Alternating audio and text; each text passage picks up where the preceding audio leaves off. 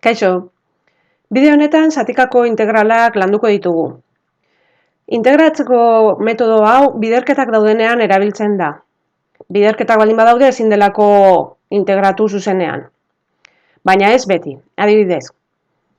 Baldin badaukagu isa bider kosinu isa berbi, biderketa bat daukagu, bai, baina konturatu hemen daukagula isa berbi eta hemen isa dela ia bere deribatua. Hau da, bi isa izango zen bere deribatua. Beraz, bakarrik falta zaigu bi bat ipintzea, eta hau berehalakoa izango da. Hau ikusi genuen berehalako integraletan. Izango zela bat biren sinu isa berbirena. Beraz, beti ez da, biderketa dudenean ez da beti erabili behar. Erabili behar da, metodo hau, biderketa daukagunean, baina ez daukatenean zerrikusirik. Hau da, isa bider kosinu isa, adibidez. Ez dago bata bestearen deribatua eta bar. Eta egin behar dena da hurrengoa. Deituko diogu funtzio bakoitzari, hau da daukagu isa, isa da polinomio bat. Deituko diogu izki hauekin. Arko tangente baldin badaukagu A, logaritmo nepertarrak L, polinomioak isa berbi, bi isa, P, esponentzialak E, eta trigonometrikoak T, edo S, batzuk sinu bezala S ipintzen dute alpes edo alpet. Orduan, guk daukagu polinomio bat, P, eta daukagu trigonometriko bat. Beraz, zein dago lehenago hitz honetan? P dago T baino lehenago. Zati horri deituko diogu U. Hau, zatika da, bi zatitan banatuko dugulako. Zati bat izango da U, eta bestea izango da DV. Eta hori da trukoa. U izango da, kasu honetan polinomioa, isa, eta DV izango da beste guztia, kosinu isa, de isa. Orduan, hemen daukagu zer egin behar den. U deribatu egingo dugu, eta DU bihurtuko zaigu deribatua. Eta DV integratu egingo dugu, eta V bihurtuko da. Beraz, uren deribatua, DU izango da, isaren deribatua dela bat, bider de isa. Bat honekin kontuz, bat ipintza edo ez, berdin da, baina horrela utziko dugu. Eta DV, kosinu isa, de isa. V izango da bere integrala. Kosinuren integrala, sinu. Eta orain ja, formulatxo hau erabiliko dugu. U bider V integral gabe, ken integrala V deurena. Hau da, U isa bider V sinu isa, ken, orain integrala, V sinu isa, bider bat, de isa. Berriro, bat hau ipini edo ez da ezer, sinu isa bider bat da sinu isa.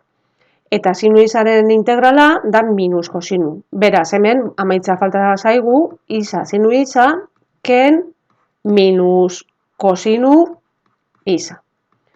Eta minus hori, hobeto ipintzen badugu, hobe. Isa sinu isa, gehi kosinu isa. Gehika. Hau izango zen, lehenengo adibide bat. Deitu izki hauek, PT, U izango da lehenago dagoena, deribatu, V integratu, eta formulatxo hau erabili. Goazen hurrengo adibidearekin. Ipiniko dugu integrala isa berriru bider logaritmo nepertar izarena. Hau da, daukagu polinomio bat eta logaritmo bat. Alpet, L hau lehenago dago, P baino. Hori da U izango dena. U izango da logaritmo nepertar izarena. Eta DV izango da isa berriru de isa. Beraz, DU logaritmo nepertarraren deribatua. Bat zati isa, de isa. Eta V isa berriruren integrala. Berreketa bat da, beraz, isa berlau, zati lau.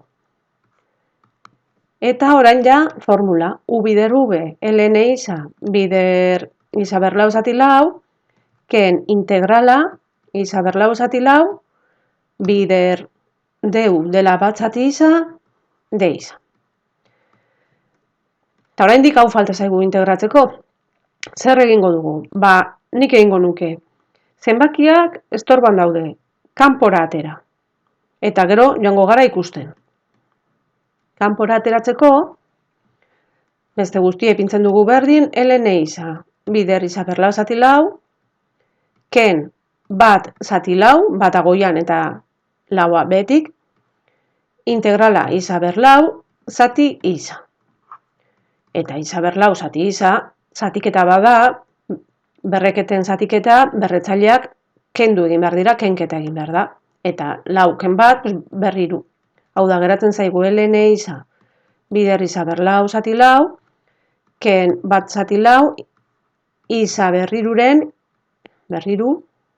integrala. Oraindik ez dugu integratu ere egin, Azken pausoa jarraitzen dugu, hau dagoen bezala, ken bat zati lau, eta isa berriruren integrala, gehi bat egingo diogu, isa berlau zati lau. Eta azkenik lau hau egin dezakegu hobeto usteko. Logaritmo nepertar izarena, bider isa berlau zati lau, ken, hemen behan, 16, isa berlau. Gehika. Eta hemen bai, ja badaukagu gure integrala eginda. Logaritmo nepertarra azaltzen den ia guztietan, u izango da, ia ziur. Eta deribatzeko, bat zati isa, eta gero hemen ikusi duzuena. Simplifikatu, kanpora atera eta simplifikatu. Eta hortik aurrera, nahiko erraz irtetzen da. Goazen hurrengo adibidearekin.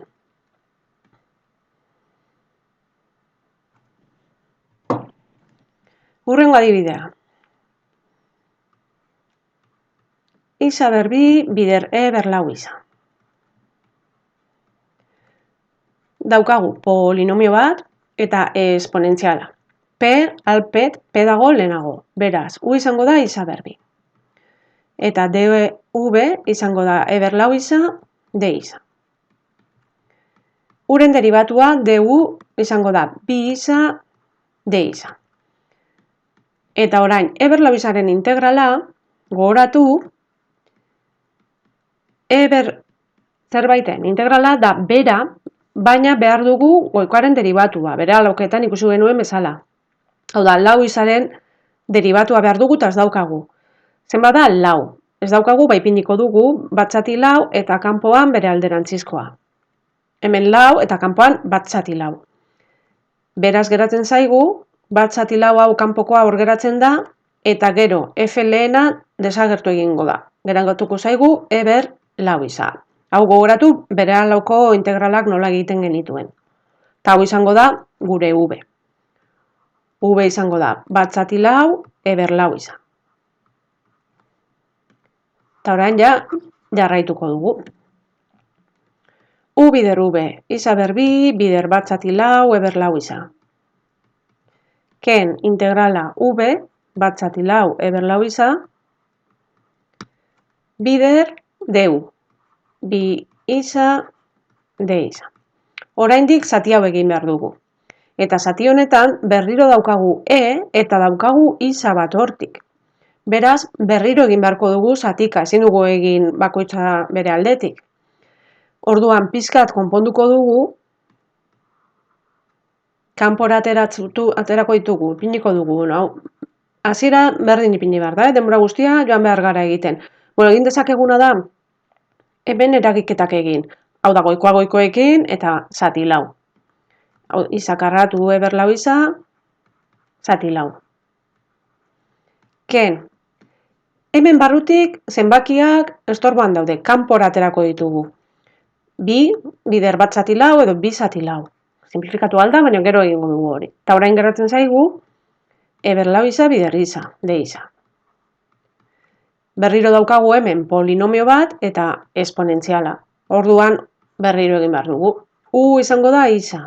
Eta bere deribatua du izango da bat d isa. Hau da, d isa. dv izango da berlau isa, d isa.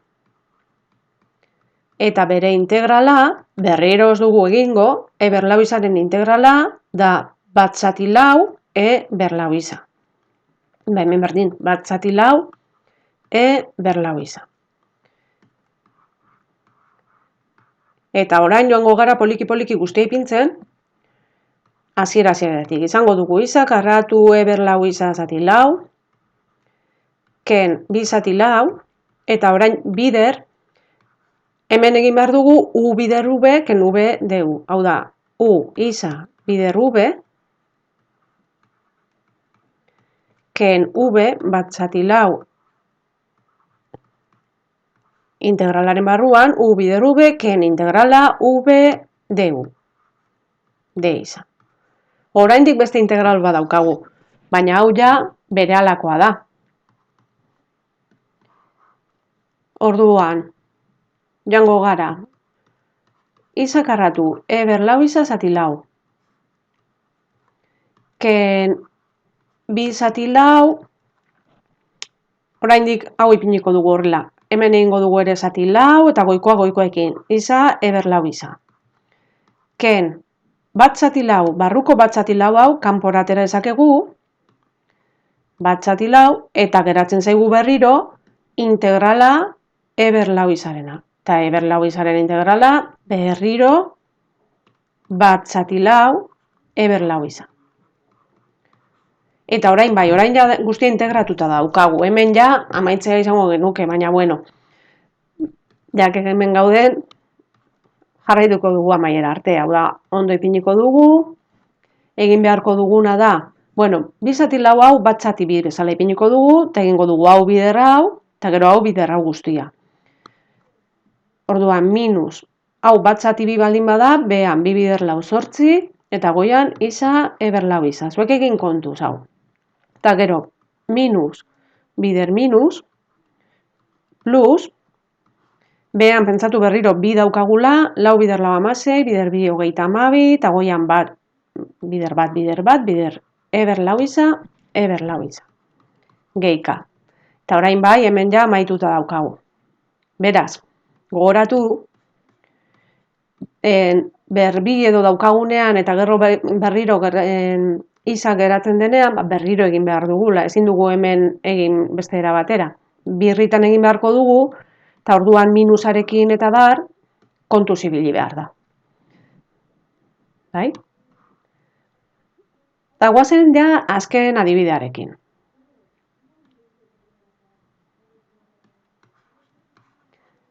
Azken adibidea egingo duguna da arko tangente isa.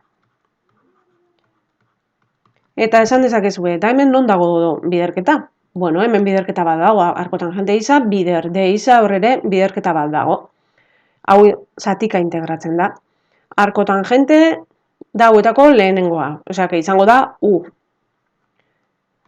Ba, u arko tangente isa. Eta u deribatuko dugu, du arko tangenteren deribatua gogoratu bat zati bat gehi isa berbi de isa. Eta dv, orduan geratzen dena da de isa. Ba, dv berdin de isa. Orduan, v zer izango da? Ba, dv de isa balin bada, v izango da isa. Edo, beste era bateran, ebaldi mauzue, egin behar dugu integrala de isarena. De isa da bat de isa bezala, eta baten integrala da isa. Beraz, v izango da berdin isa. Eta hemendik aurrera ja, ba beti bezala. U bider v, arko tangente, isa bider isa, ken integrala v bider du. Bat zati, bat gehi, isa berbi, de isa. Eta oraindik barruko integrala egin behar dugu. Isa bider arko tangente, isa, hauek ezin dira egin, hau arko tangentearen barruan dagoelako. Beraz, kontuz horrekin igual, hasieran ipintzen badugu, hobeto, isa bider arko tangente, isa. Hobeto geratzen da. Ken, eta hemen barruan biderketa egingo dugu, goikoarekin, hau da isa bider bat, isa, zati, bat gehi isa berbi. Zatiketa hau, zatiketa daukagunean, lehenengo gauza beti logaritmoan pentsatu behar da. Hau da, goian ea beko deribatua dagoen, bekoaren deribatua. Bekoaren deribatua da bi isa. Eta isa hor daukagu. Beraz, bakarrik bia falta zaigu, ba, bi ipiniko dugu, eta kanpoan bat biren.